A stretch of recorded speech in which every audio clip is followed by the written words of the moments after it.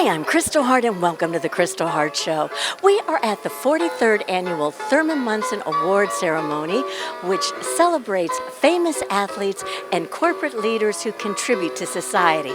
The beneficiary of the event is the AHRC New York City Foundation, which assists children and adults with intellectual and developmental disorders. Thurman Munson was a catcher and captain for the New York Yankees from 1969 to 1979. His life was tragically taken while he was practicing takeoffs and landings in his private plane at the Akron-Canton Airport in Ohio.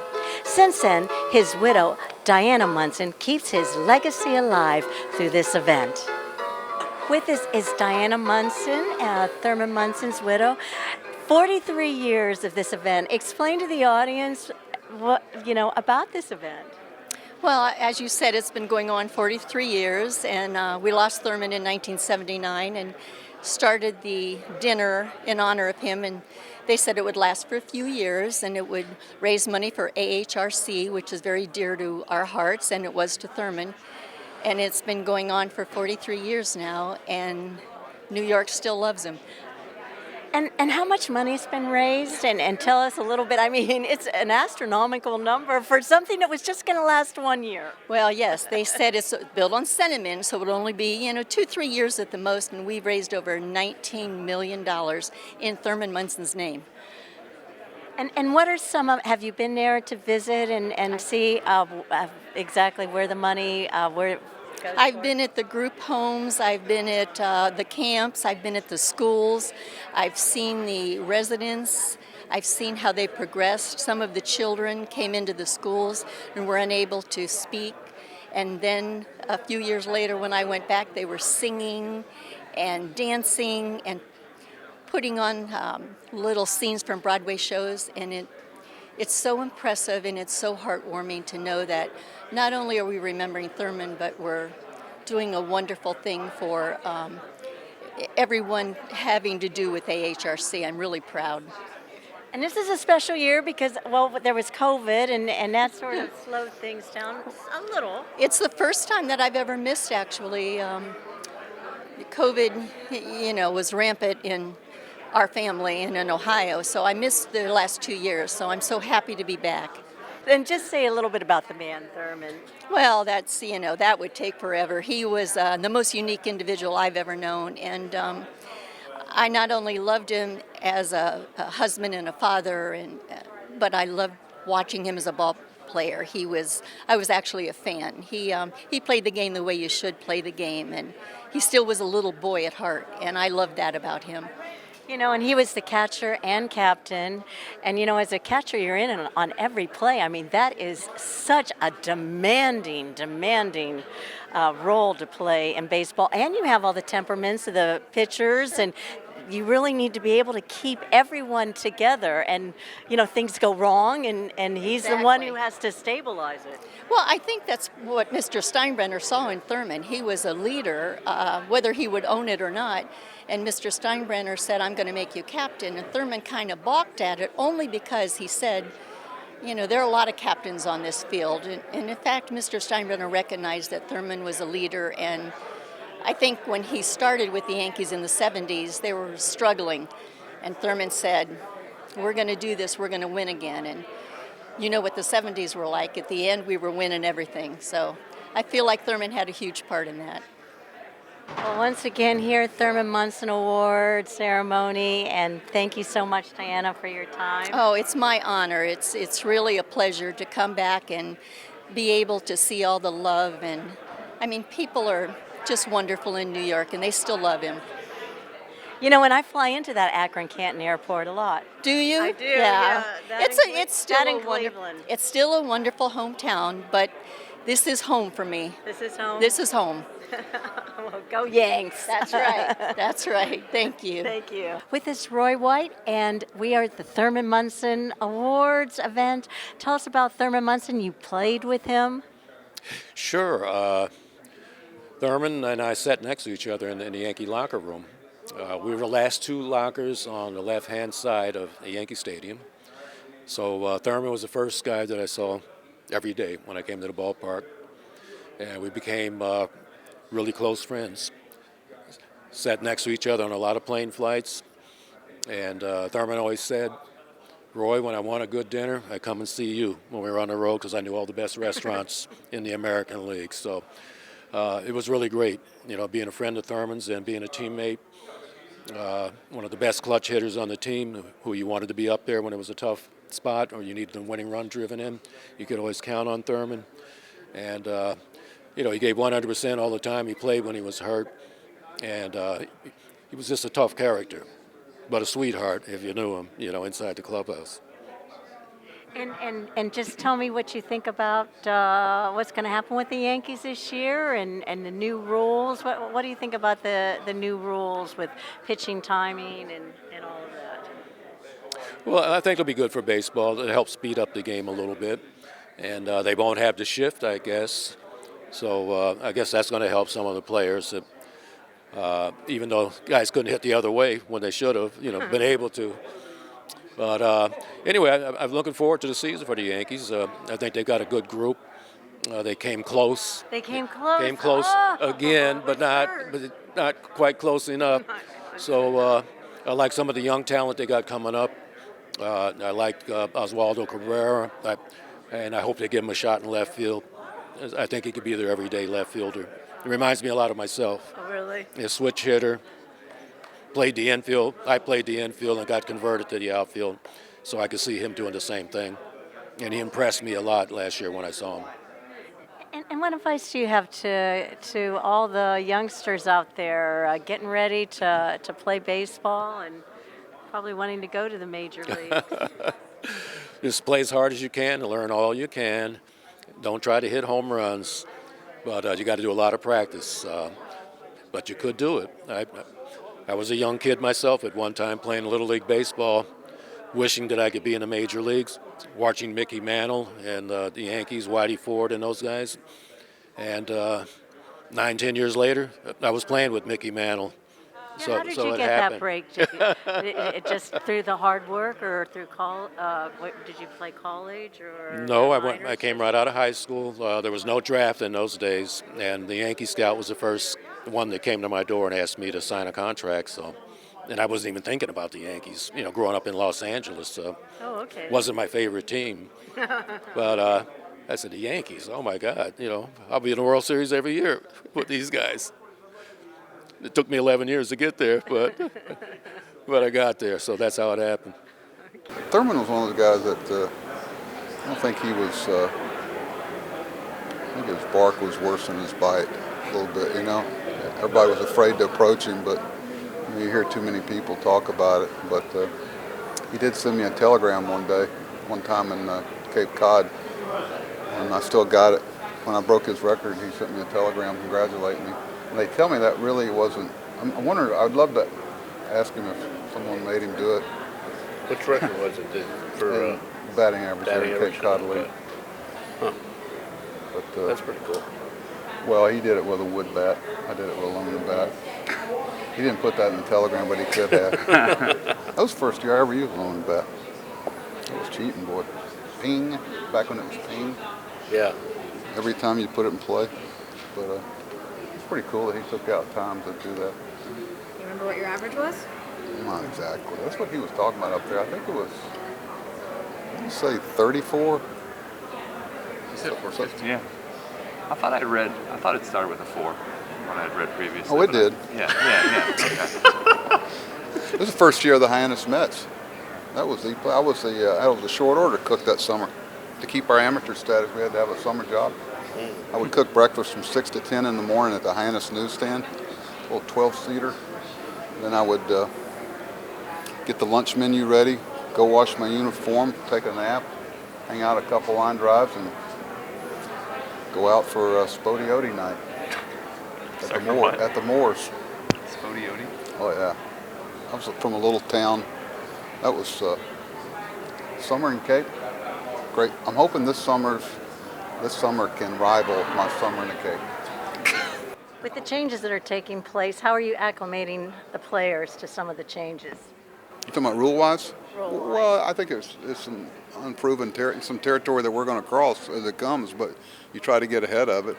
It's kind of funny walking out on the fields the last few days, seeing the bases. And when you've been around bases your whole life, you notice that they're bigger. And I don't think that's going to be as impactful as some people might think. But I know we were putting in a sliding pit, and we had to make sure we had the right bases down for it.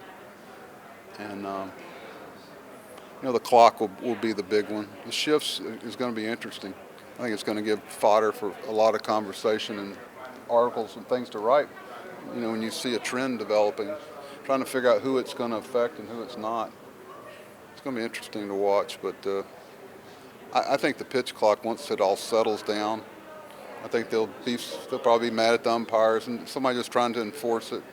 But it's one of those things you talk about a lot. It's trying to take some action on it. And I know everybody here will be happy if it speeds up the games. But I think it's got a chance to be good for the game. I know our guys have been working on it a lot, and we've got hopefully the ways to show them what's coming so they can prepare for it. But there'll be some glitches along the way, little things about like first and third signs and first and second signs and bunt defense. You have a certain finite amount of time you can give those things now, but everything should speed up. On the flip side of the WBC equation, how much easier does it make it for you to get playing time for guys like Alvarez, Beatty, if the guys that It does. It does. There's a positive out of it, Anthony. It is. It's. I told them to bring both unis, gray and white. They're going to get a lot of playing time, and so we'll get a good look at them. And I think that with the good part of it is that they come in. Our guys are trying not to rush the guys that are leaving, and be aware when they come back how much. The worst thing would be for someone to leave and go and not play at all. And I voiced that to the managers and stuff. That's fine. We're excited and proud that they're going, but they can't come back and be way behind. And I think the experience. But you worry when guys start their clock up that quickly. But it's good for the game, I'm told, and that's the bottom line. I think it enhances our game globally, and I support it. But I'm looking at it selfishly from what's best for the New York Mets. So we're going to keep a close eye on it. And it's like, to me, like when I had the great fortune of managing an All-Star game. Obviously you want to win a game, you want to get everybody in the game. But my big thing was returning everybody healthy. So when I talk to these guys, the communication's got to be there. The guys you've talked to, who seems the most gung-ho for this? All of them. Yeah. I know Jeff's really excited. Yeah. So Francisco is. Escobar, it was a big deal to him that he was asked, and he wants to be a part of it. Pete always likes it. He might forget. Butchers, Edwin. They have a lot of pride. It's going to be, who do you think is the front runner? I'm hearing Dominican in America. Oh, the whole tournament? Yeah, they're always strong. I would have said Puerto Rico might. Joey's talking a lot of junk down there. He was. That was before Correa pulled out. What challenges the WBC going to present for you this spring? I mean, there's some unknown, but probably a lot. I mean, depending on how you look at them, we could have as many as 12 guys. Okay. We have some people that aren't in camp right now, but that we might use as guys we bring over that aren't, that are now off the. And you're not pulling it. You don't try to handicap it, but who may go long and who might not play, who might get eliminated. You never know what's going to happen, but it's kind of think about your whole infield being gone. What's your biggest concern with sending that many guys? I guess is it the injury possibility or probably. You would think that there would be some type of limit. I don't know what. It'd be interesting to go through the 30 teams and see what the number is for each one. I bet somebody's doing that. I think there is a limit, but it's a pretty large number. Obviously. Cardinals have a lot. Some teams have more good players than others. True. Yeah, I'm just saying, but wouldn't you think that to keep a level competitive feel for spring training that you might have a limit on how many, so somebody doesn't gain an advantage over somebody else? right? Makes They're sense, more doesn't about it? having the best players there than Who? MLB. Who does? With You saying they don't care about the Mets? You mean saying they want your players. They like your players. That's a good thing. I'm glad. I know the guys really want to go. There's nobody being forced to go. They want to go. I know. Talking to them, they're all excited about it.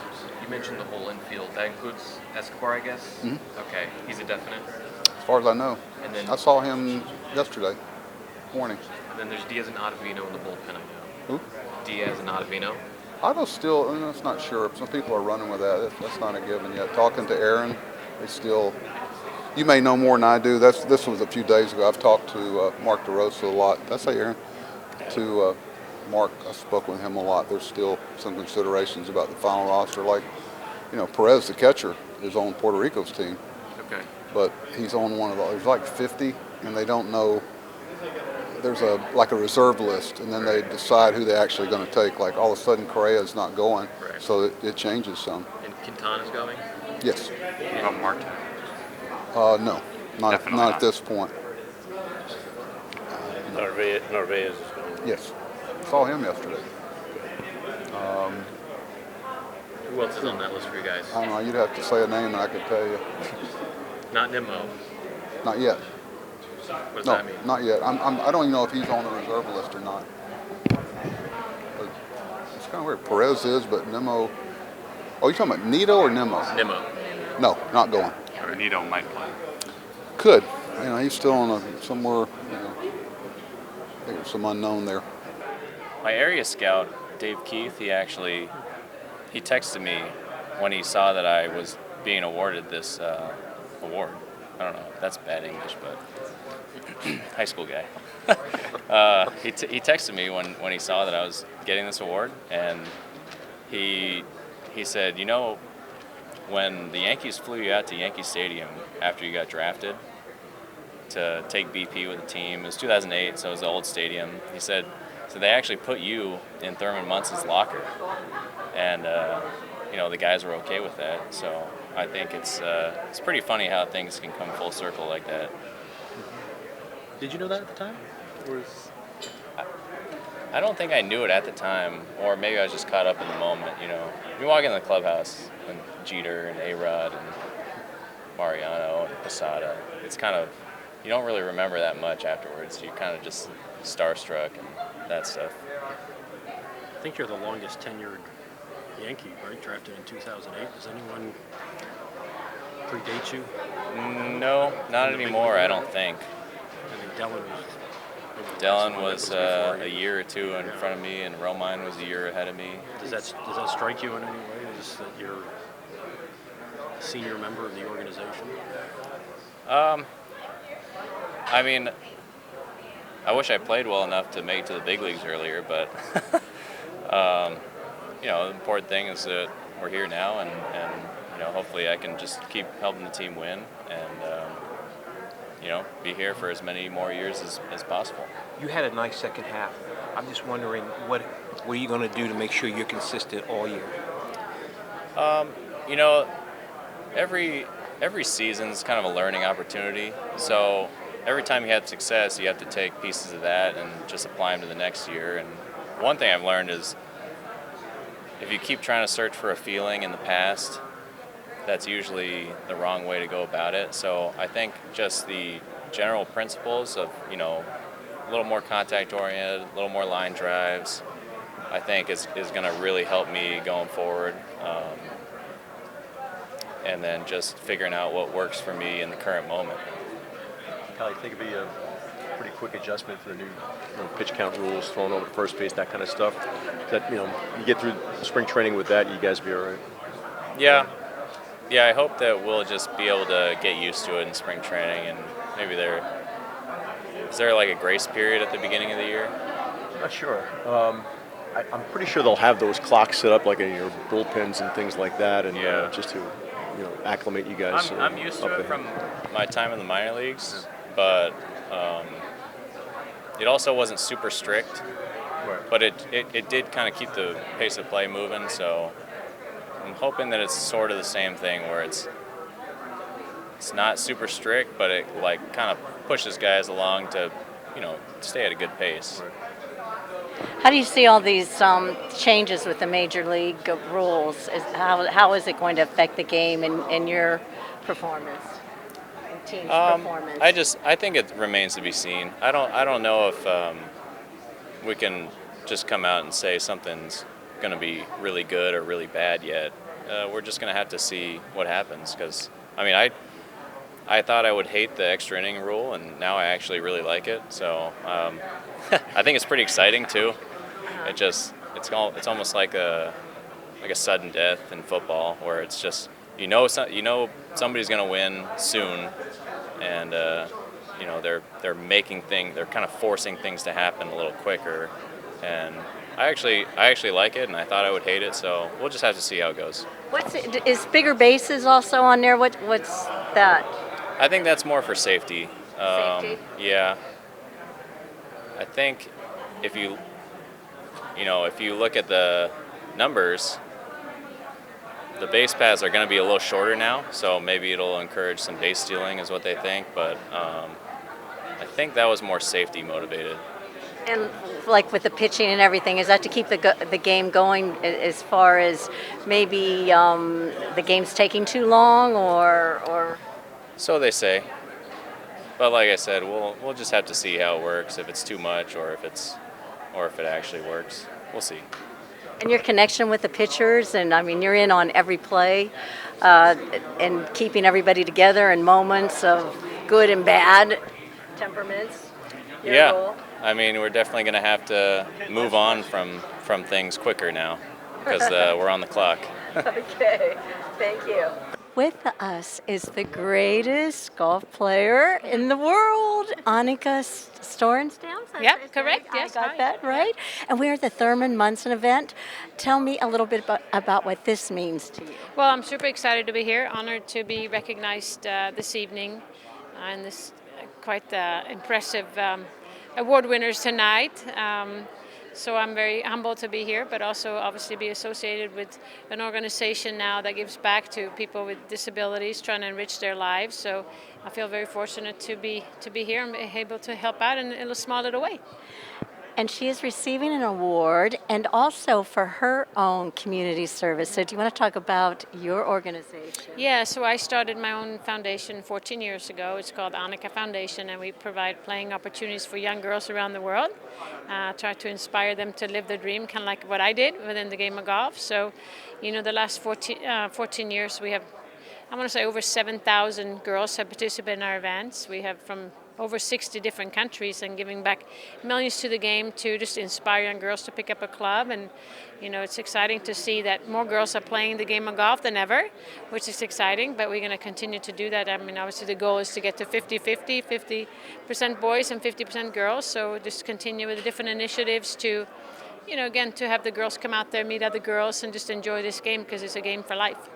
Now, I thought I was reading when I was sort of researching you a little bit that you started out with tennis maybe, and then you went over to golf. Now why did you do that? Yeah, it's true. Actually, I grew up, I played all kinds of sports growing up. I'm from Stockholm, Sweden, so you can imagine Swedes, everybody do some skiing. So downhill skiing was part of, one of my passions. But I did compete in tennis for 8 years, and then everybody that I played against realized that my backhand wasn't very good. So eventually I said, you know what, maybe I should do something else. Started to pick up the game of golf at the age of 12, and then at 16 I decided to focus on one sport, and that was golf, and sure happy I did. When you were talking up on stage, and you're still golfing somewhat now, you said the physicalness. Now, is golf a very physical game? Well, I mean, I think, if you compare what's out there, I mean, yeah, we don't run around, we don't lift a lot of weights, but it is physical as far as just, the swing and the motion and the practice that you put in. And, when I was competing at my peak, it was, 8 hours a day, and it was just something that I almost took for granted and just did, and I was used to it. But now at the age of 52, it's not as easy as I thought it would be. But it's also a mental sport. I mean, golf is, they say the longest distance in golf is between your ears. It's all about attitude, it's all about approach and trusting yourself. And so now I got to rely on experiences, because I feel like my body physically can't handle as much as it used to, and, all the pounding of golf balls and swinging in a motion a certain way. And it's always on beautiful terrain. It is. I mean, I'm lucky. I have a sport that I can be outside, and Every course is always very different. I've been lucky to travel around the world and see different courses, and whether it's a park course, a seaside court, a links course, or who knows, playing golf in Arizona is very different than playing golf here in New York. So, yeah, I've been lucky to do that, and that's one of the reasons why I want to get back to the game of golf, because golf has been so generous to me, so I want to help others to be able to achieve their dreams. And how do you get better, girls, women, at the sport of golf? Is it just the practice? Practice, discipline, but I think anybody who just want to enjoy the game is go out there and have a good time. A lot of people, I think, get too focused on the score and the different shots. And, it's a social sport, too. Go out there with your friends and having a good time on a Saturday afternoon, or your family. I mean, I go out and play with our son. He's 11, and our daughter's 13. She would go once in a while with us, but also with my parents. My dad is 82, and we can play together. So we're talking about 3 generations. I can't think of another sport that you can do that. So that's we cherish those moments. I have to tell you, my little niece, she's 7, was Little Miss Putt-Putt. Well, that's great. It's a great way to introduce young kids to the sport. Sure. Yeah. She just loves saying it. I'm Little Miss Putt-Putt. She had a little crown, and she got to wave to everybody, and Well, that's awesome. I think different ways to get into the sport is so important, and putt-putt is fun. I mean, it's something that maybe you don't have to spend too much practicing, but you can out there have a good time. Do you think the courses should be shortened at all, or full? The difference between a half course and a full course? Well, I mean, I think if you're starting out, make sure you pick the appropriate tees. I mean, a lot of courses will have different type of tees. I mean, the back tees is obviously for people that play a lot and hit it a long ways. But I mean, as a beginner, they have, I think beginners tees or forward tees. There are a lot of different names for it. And then, 18 holes is not always the solution. Go out there 3 holes, 4 holes, maybe 6 or 9, and just because a lot of people have time restraints, and just go out there for a little bit is always a good start. Oh, you can do that? Oh yeah, absolutely. Yeah. Oh, well, thank you so much. Yeah. And just give out a word of encouragement to everyone for golf. Yeah, well, you got to pick up a club once, give it a try. I'm telling you, it would change your life. You meet a lot of great people, and you can be outside, and it's a physical activity too. Think about walking, and it's good for your heart. Thank you. Yeah. And I'm Kristal Hart reporting from New York City on the Thurman Munson event. Hope you've enjoyed the show, and thanks for watching.